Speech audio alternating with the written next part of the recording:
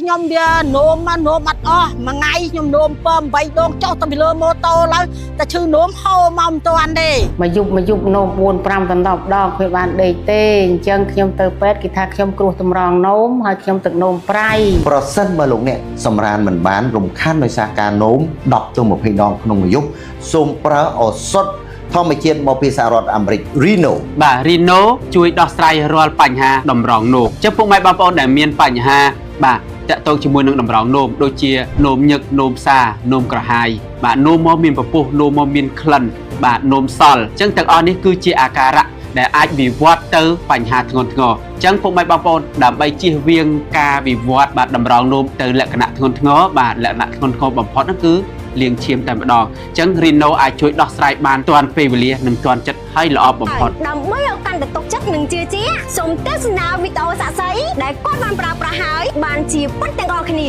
ខ្ញុំបានប្រើ Reno នេះប្រជាជនទាំងអស់ដែលមានទឹកនោមក្រហមនោមទៅចុកចាប់ក្នុងថ្ងាសដែលសូមប្រើក្រុមហ៊ុន Reno នេះដូចខ្ញុំទៅមិនខកបំណងឡើយខ្ញុំបានជាហើយអូមែន